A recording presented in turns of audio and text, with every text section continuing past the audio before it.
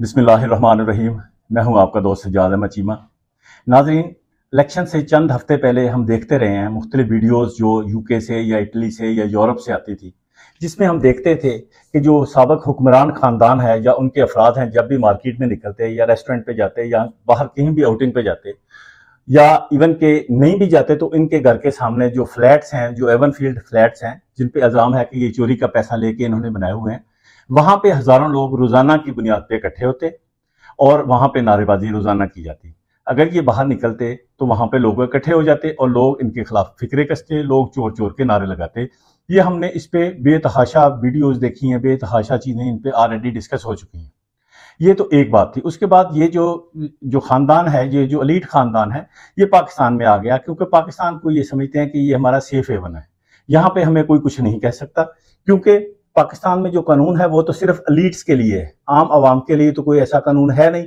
तो किसी आम आवाम की जरूरत नहीं है कि हमारे सामने आके बात कर ले, क्योंकि इतने प्रोटोकॉल, इतना पुलिस, इतना जो है वो होता है कि किसी बंदे की जरूरत नहीं है कि हमारे खिलाफ आके बात सामने कर ले। लेकिन बहरहाल जो जो वहां पे होता रहा है, वहां पे होने का मकसद या होने की वजह जो सिर्फ ये थी कि वहां पे चूंकि जमहूरियत है और जमहूरियत में बात करने का हक है। हमारे यहाँ भी जो सो कॉल्ड जमहूरियत है, जमहूरियत में हमें भी बात करने का हक है, आइन के मुताबिक फंडामेंटल राइट है कि मैं जो चाहूं मैं बात कर सकता हूं, लेकिन मुझे करने नहीं दी जाती। हम डरे होते हैं, हमें पता है कि ये उठा के ले जाएंगे, ये हमें ज्यादती हमारे साथ कर लेंगे। लेकिन बहरहाल ये खानदान यहाँ पे आ गया और उसके बाद इलेक्शन में उन्होंने हिस्सा लिया। अब इलेक्शन के बाद की सूरत हाल, इलेक्शन में जितने बड़े पैमाने पे जो जितनी क्लियर जो मैंडेट दिया है पाकिस्तानी अवाम ने इन दी फेवर ऑफ पाकिस्तान तहरीक इंसाफ, ये भी इनको हजम नहीं हो रही। ये किसी को भी जो एलीट है, जो स्टेटस को की पार्टियां, इनको हजम नहीं हो रही।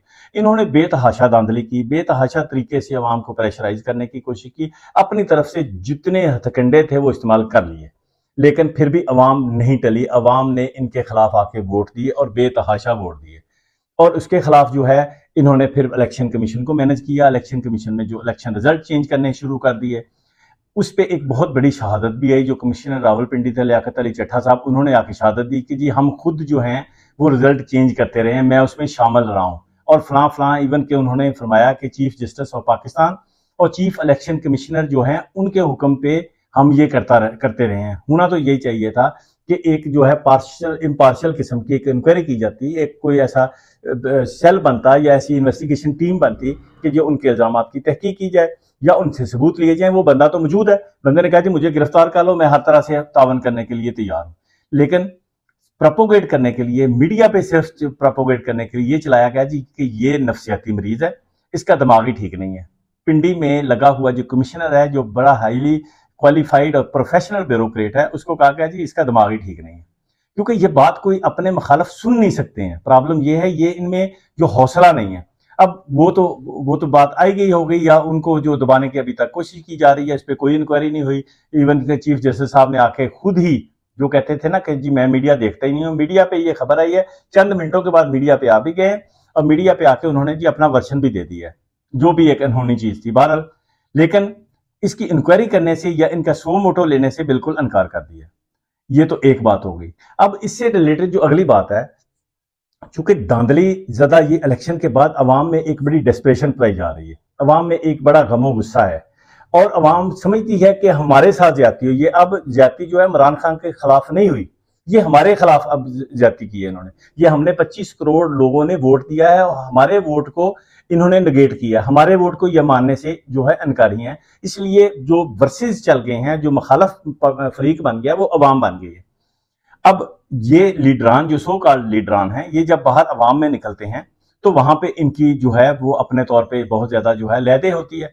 इसी तरह ही कल रात को जो हनीफ अब्बासी साहब, जो मैंने जीते हुए हैं, जो कहते हैं कि मैं जीता हुआ हूं, लेकिन इनफैक्ट तो वो असल में हारे हुए थे। इसी तरह ख्वाजा साद रफीक साहब, ये इस्लामाबाद के एक रेस्टोरेंट में कोसार मार्केट में गए तो वहां पे कुछ खवातीन थी जिन्होंने इन पे फिक्रे कसे या कुछ ऐसा चोर चोर के नारे लगाए। बहरहाल इन्होंने वहां पे उस खवातीन, एक ही लड़की थी, उसको इन्होंने थप्पड़ मारा जिसे वो नीचे गिर गई। अब खवातीन जहां जितनी भी उस रेस्टोरेंट में मौजूद थी, वो सब की सब जो है वो इनके गले पड़ गई। उन्होंने थप्पड़ों और घूंसों से इनकी अच्छी खासी धुलाई कर दी और वहां से ये जान छुड़ा के बाकी हैं, क्योंकि किसी ने कह दिया कि और लोग भी आ रहे हैं तो यहां तो और गड़बड़ हो जाएगी। वहां पे अपनी गाड़ियों में, ये क्लिप मैं साथ साथ चला रहा हूं, अपनी गाड़ियों में अपने गार्ड्स को लेके वहां पे भाग गए हैं।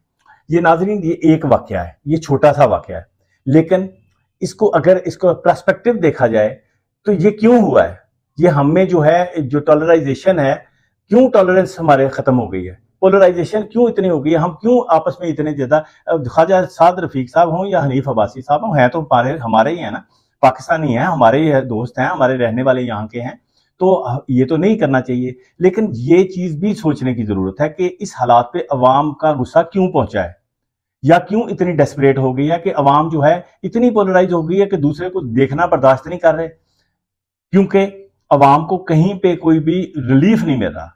मेरा ख्याल है एज अ लॉ स्टूडेंट मैं समझता हूं कि जब जब किसी को कोई बंदे को रिलीफ नहीं मिलता तो उसमें डेस्परेशन होती है। ये हम पे जो बदले लेते हैं, ये क्यों बदला लेते हैं, यानी कि किसी का अगर कोई मर्डर हो गया या कोई जुर्म हो गया तो क्यों दूसरा गन उठा के या किसी चीज से दूसरे से बदला लेने आ जाता है, क्योंकि कानून वर्क नहीं करता। चाहिए तो ये कि एक बंदे ने ज्यादती की है तो कानून हरकत में है तो उसको ज्यादती की सजा दे दी जाए। ये बाहर का वाले तमाम सोसाइटीज में यही तो होता है, इसीलिए तो वहां पे जुर्म नहीं है कि एक ने जुर्म किया है तो दूसरा, ये तो कभी नहीं होता तो दूसरा बंदा गन लेके आया तो गन से उसे मार दे, ऐसा तो होता ही नहीं है। लेकिन यहाँ पे चूंकि उल्टे रिवाज हैं हमारे यहाँ पे, पता नहीं क्या रिवाज हैं भी कि नहीं है। यहाँ पे ऐसा है कि हम उठाते हैं क्योंकि कानून हरकत में नहीं आता, कानून इंसाफ नहीं देता, तो लिहाजा बंदे को खुद ही अपना जो है वजन खुद ही उठाना पड़ता है। इसलिए हो सकता है कि अवाम जो है अभी ये समझ रही है, क्योंकि कानून जो है वो बिल्कुल वन साइडेड चल रहा है, अदालतें वन साइडेड चल रही हैं, कहीं पे कोई जो है रिलीफ नहीं दिया जा रहा, कहीं पे कोई सुनवाई नहीं दी जा रही। देखें ऑनरेबल सुप्रीम कोर्ट में आज ही दरखास्त की समाअत थी, जो अली खान साहब वहां पे थे जिन्होंने दरखास्त गुजारी थी कि जो पिछले इलेक्शन हुए हैं ये धांधली ज़्यादा है, लिहाजा इनको कालादम करार दिया जाए, लेकिन वो पेश नहीं हुए। आज उसकी कार्रवाई हो रही थी तो जो रवैया था जो चीफ साहब का हमारे का, जो कहते हैं जी मैं मीडिया देखते ही नहीं हूँ, उनका रवैया बड़ा हार्श था। नाजरीन को मैं ये बताता चलूं कि तरीकाकार जो बाहर वाले जो सिविलाइज सोसाइटी है उनमें ये होता है कि कोई बंदा अगर रिलीफ लेने के लिए अदालत में पहुंचता है तो वो अदालत उसको ऐसे ट्रीट करती है जैसे कि उसका अपना बच्चा है, वो कि ये रिलीफ लेने आया है यार, ये इसको पता नहीं कितनी तकलीफ है। अदालत का रवैया इतना उसके साथ पोलाइट होता है। हमने ये वीडियो आमतौर पर यूट्यूब ये देखें तो जजों का कैसा कितना अच्छा रवैया होता है, लेकिन हमारा तो यहाँ पे उल्टा है। हमारे चीफ साहब ने कहा जी ये बंदा पेश नहीं हुआ, इसको पकड़ के लाएं, इसको 10 लाख जुर्माना इस पे करते हैं, इसको पकड़ के लाएंगे, क्यों इसने हमारा वक्त जाया किया। अजीब। अब देखना तो ये चाहिए था कि ये देखते कि यार ये बंदे ने एप्लीकेशन दी है, अभी पेश नहीं हो रहा, तो इसको किसी ने प्रेशराइज किया, इसको किसी ने अगवा तो नहीं कर लिया, या इसको किसी ने प्रेशराइज तो नहीं कर लिया। देखने वाली तो चीज ये थी, अब वो नहीं देखी, दूसरी तरफ आ गए कि जी ये बंदा अगर पेश नहीं हो रहा तो इसको पकड़ के लाएं, इस पर जुर्माना करते हैं। बहरहाल अजीबोगरीब असूल हमारे कानून के बनाए हुए हैं, अदालतों ने भी बनाए हुए हैं। अभी उसी कार्रवाई के दौरान शौकत बसरा साहब जो है कुरान पाक लेके प्रोस्टम पे आ गए। उन्होंने कहा जी कि मैं कुरान पाक हाथ में लेके आया हूं और मैं पब्लिक इंटरेस्ट की बात करने चाह रहा हूं, जो यहाँ पे जो पूरा मुल्क जो है जिसमें आग सुलग रही है। चीफ साहब ने फरमाया जी कि हम आपकी बात नहीं सुन रहे। उन्होंने कहा जी कि ये सिर्फ मेरा नहीं है, ये कुरान पाक है, ये कुरान पाक का वास्ता है आपको, ये मेरी आप बात सुने, ये पब्लिक का मैटर है, ये अवाम का मैटर है, अवाम के साथ बहुत ज्यादती हमारे साथ हो चुकी है। लेकिन चीफ साहब ने सुनने से इनकार कर दिया, बल्कि उनको धमकी दी कि अगर आप ना बैठे फौरी तौर पे तो आपके खिलाफ तौहीन अदालत की कार्रवाई शुरू कर देंगे और आपका जो वकालत का लाइसेंस है वो भी कैंसिल कर देंगे। वो बेचारे क्या कर सकते थे, लेकिन ये रवैया भी अजीब ही है, ये रवैया बिल्कुल ही अजीब है। सुनना वो बसरा साहब का वर्जन क्या था कि जी मैं जीता हुआ हूँ, फॉर्म 45 मेरे पास है, जो मेरा मुखालिफ कैंडिडेट है जाजुल हक, वो सामने उसको बुला लेंगे, अभी कुरान पाक पे फैसला कर लें कौन जीता हुआ है। लेकिन चीफ साहब ने सुनने से इनकार कर दिया, और उससे भी बड़ी बात उनको ये थ्रेट किया गया कि अगर आपने इस कार्रवाई के बारे में बाहर जाके किसी को बताया तो आपके खिलाफ तौहीन अदालत की कार्रवाई कर देंगे। हर बात पे डरते हैं, ये खौफजदा है, पूरा सिस्टम खौफजदा है, पूरा सिस्टम पे लर्जा आ रही है। ये समझ रहे हैं कि यार पब्लिक में बात आ गई तो पता नहीं क्या हो जाएगा।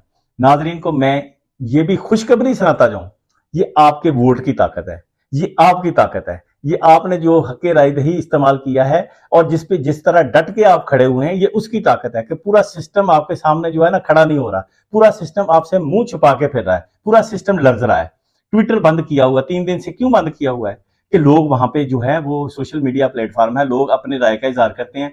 अब राय का इजहार करते हैं, इनसे हजम नहीं हो रहा, हौसला इनमें नहीं है, कि राय का इजहार करने चाहिए, तो ये क्वेश्चन अराइज होता है, तो उसका तरीकाकार, उसका जवाब दिया जाता है। अब जवाब इनके पास है नहीं, जब जवाब है नहीं तो फिर ये समझते हैं कि छुप के गुजारा हो सकता है जी, कभी फेसबुक बंद कर दो जी, ट्विटर बंद कर दो जी, कभी टिकटॉक बंद कर दो, इस तरह करके हम अपना वक्त गुजारें और किसी तरीके से जो है लोग भूल जाएं, लेकिन लोग अभी तक भूलने के लिए तैयार नहीं है। एएनपी ने केपीके में भी तहरीक का आगाज कर दिया और बहुत सख्त जो है वो उन्होंने आज तकरीर की है अमल वली ने, और उन्होंने जो जैसे महमूद अचकज़ई ने या वो दूसरे जो मैंगल साहब है उन्होंने कल तकरीर की थी और डायरेक्टली इल्जाम लगाया था पाकिस्तान की एलीट, मिलिट्री एलीट पे कि इन्होंने हमारा इलेक्शन चुराया। इसी तरह आज अमल वली ने भी लगाया और बड़ा थ्रेटनिंग उन्होंने तकरीर की है। अमीर हैदर होती जो साबिक वज़ीर आला, उन्होंने और उन्होंने इल्जाम लगाया जी कि मिलिट्री जो है इसमें इसकी वजह से सारी गड़बड़ हो रही है। ताकतवरों को सोचने की जरूरत है कि ऐसे हालात क्यों बन रहे हैं। ये हम पहले कच्ची डोर से हम बंधे हुए सूबे हैं, केपीके है, बलूचिस्तान के हालात, सिंध के हालात, पंजाब के, हर जगह पे हम बहुत जो है हमारी कच्ची सी बाइंडिंग है हमारी। ऐसा ना हो कि कल को अल्लाह ताला ना करे कोई हमारा ऐसा नुकसान हो जाए, लिहाजा अवाम को रिलीफ देने की जरूरत है कानून के मुताबिक। अपने अपने चीजें ये तो वापस रिवर्स तो चीजें होनी नहीं है, जो बाहर निकल आई हैं ये इसने रिवर्स तो होना नहीं है। अब सिर्फ एक्सेप्ट करना है, वो आज कर लेंगे पाकिस्तान का नुकसान कम होगा, चंद साल या चंद दिन या चंद महीने और गुजार लेंगे तो पाकिस्तान का नुकसान ज्यादा होगा। होना तो है, ये रिवर्स तो होना नहीं है। इकोनॉमिक सूरत हाल पाकिस्तान की भी अच्छी नहीं है, बिल्कुल अच्छी नहीं है वो, और पॉलिटिकल अनसर्टेनिटी की वजह से IMF के साथ जो हमारा मुआहदा होने वाला है उस पर भी जो खतरात मंडरा रहे हैं। बहरहाल हमें दुआ करनी चाहिए कि अल्लाह ताला करे पाकिस्तान के हालात अच्छे हों, तरक्की याफ्ता हो और हमें इसको देखना नसीब करे। पाकिस्तान जिंदाबाद।